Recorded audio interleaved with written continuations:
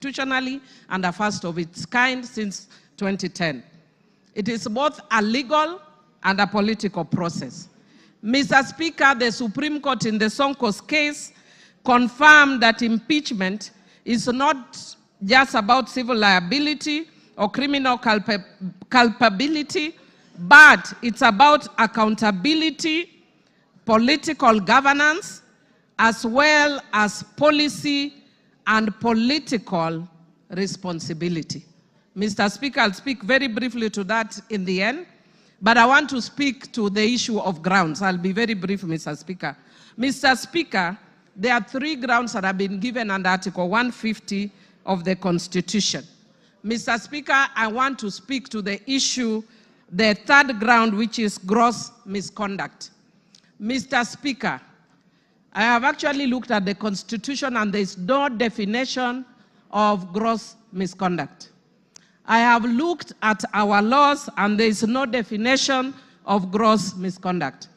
Mr. Speaker, Black's Law Dictionary defines gross misconduct as a dereliction of duty, unlawful or improper behavior.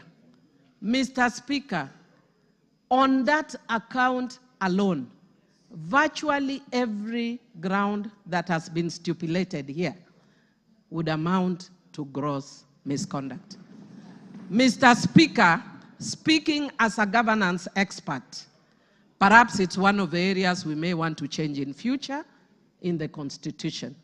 Because I was saddened when Nancy Baraza was removed from office for just touching somebody's nose. Only. Even pinching. Yeah? Touching somebody's nose. So, Mr. Speaker, what I would like to say, Mr. Speaker, is based on these grounds, it is easy to impeach. Mr. Speaker, if you just had me 1 minute, please. Mr. Speaker. Okay, you have 1.5.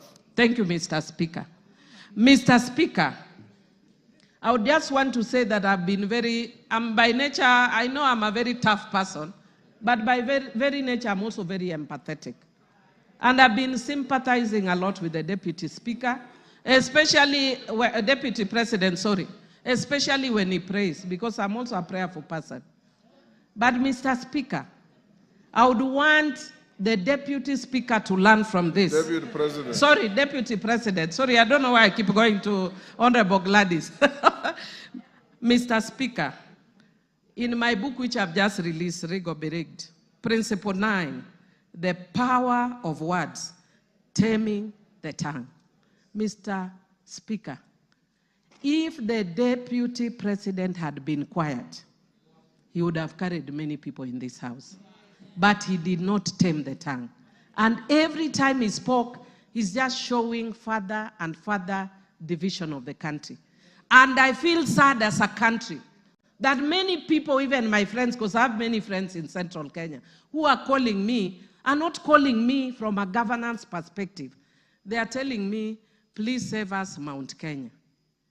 Mr. Speaker, when will we ever reach a point as a country when we look at governance issues and not ethnic parochial issues that have divided the country for a long time, Mr. Speaker? Mr. Speaker, I do empathize with the Deputy President, and I wish the hand he extended to the President, he had done it much earlier. Mr. Speaker, I hope he learns from the experience of Coriolanus of ancient Rome, who had won many battles, and his fame preceded him. But when he got in politics, his mouth brought him down. Mr. Speaker, I support. Gladys Sholay, not information. There's nobody on the floor. Speak. You wanted to speak. Okay, but just allow me to correct one issue that has been raised twice on the issue of Nancy Baraza. Nancy Baraza was alleged to have pinched the nose of someone. It was never confirmed. The CCTV footage did not reveal it, and she was found with no guilt on that point. So as a woman leader, I want to correct that. Nancy Baraza served this country faithfully. So let us correct the Hansard. Thank you. Go on. Honorable Speaker, I can proceed. Go on. Yes, I am. Okay. Honorable Speaker, thank you very much. And again, before I proceed to support this motion, allow me to clarify just one issue. I have been accused by the Deputy President of bias, indicating that I cannot preside over these impeachment proceedings because I am biased. I want to confirm that when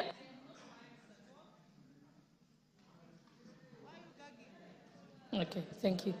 I want to confirm that I'm not biased at all. When I made the statements that I did make, I made them as Member of Parliament for Uasin Gishu County and not as a Deputy Speaker sitting on the Speaker's chair. You can only accuse me of bias if I make those statements from the Speaker's chair. I am first a Member of Parliament before I am Deputy Speaker. If the law contemplated a situation where I am gagged as Deputy Speaker, I would have been expected then by that law to resign like the substantive Speaker does in that case. And therefore now I want to proceed to go on to support the motion, speaking as an ordinary member of Uasin Gishu County and not as Deputy Speaker. I have a few points to point out. The Deputy President has been engaged in various conducts that meet the threshold for impeachment. One, on numerous occasions, he has insisted that Kenya is a company of shares,